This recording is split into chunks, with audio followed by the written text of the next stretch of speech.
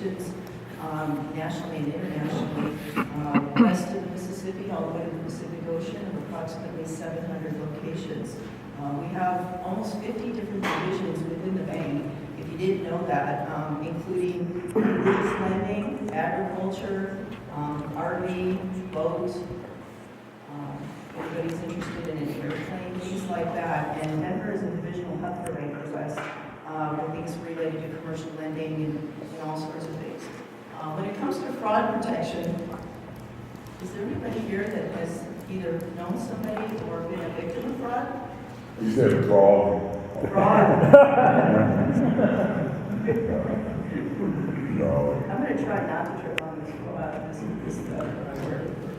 I saw a few hands go up. And was that personal? Just credit card. Credit card. A lot of credit card? How about checks? Client. Yep. Clients? A lot of client fraud. Ben? Oh, yeah, we've had a couple of fun experiences with check fraud. Check fraud, right. Fraud has been one of the most underlying themes for business in the digital age, and as commerce and trade increase every year, fraud has kept pace with that. When it comes to consumers, is everybody aware for their own bank account how long they have to reach out to their bank under what's called Regulation B to dispute a transaction on their account? You have about 60 days, approximately.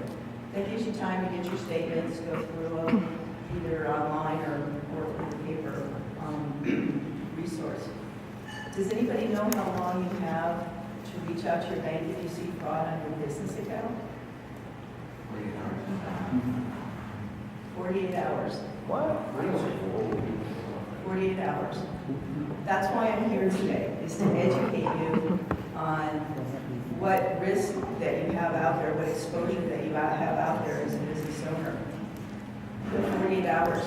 Sometimes, I know a lot of you in the room travel, and you might have other people on your behalf working with your transactions. They may or may not be looking at them on an hourly or daily basis. You may have a lot of transactions clearing at one time, or you may be a business owner that has periodic transactions. You have very large customers that pay you periodically. Either or, we're all under the same requirements for responding to those transactions. So it's really important to put the tools and the services in place to protect you, to put the access to that information, whether you're here in Denver or if you're a small business owner and you're a one-man, one-woman shop, that you have that information available to you even if you're on a beach. Is there a reason why there's a huge discrepancy there?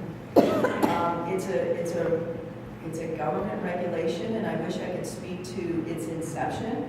I do know that even if you respond, there are certain pieces that I've addressed related to the infrastructure that you have in place to protect your information, how you set up your information, whether your bank would feel that you've taken the necessary steps to protect your information.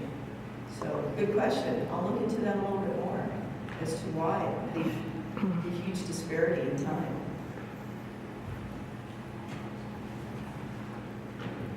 I skipped a little bit to the end on that one. So who's affected by fraud? Obviously small business and individuals.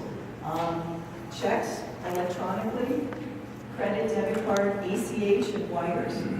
One thing I wanted to mention about wires, especially at least within our organization, is we don't allow anybody to send a wire without coming into a location and signing for it anymore.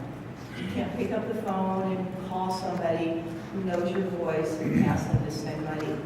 Wire fraud is huge and is prevalent, and it's really hard to get the money back once it's gone. Fraud attacks and strategies, cyber criminals. Anybody here been a victim of like some of the Target or Best Buy cyber hacking? We as an organization, and I know a lot of other banks did the same thing, we decided to replace everybody's debit card regardless of whether they were a specific victim of that. just because you just don't know those cards were compromised and you didn't want to have that out there in the future. Huge expenses for organizations to take that on.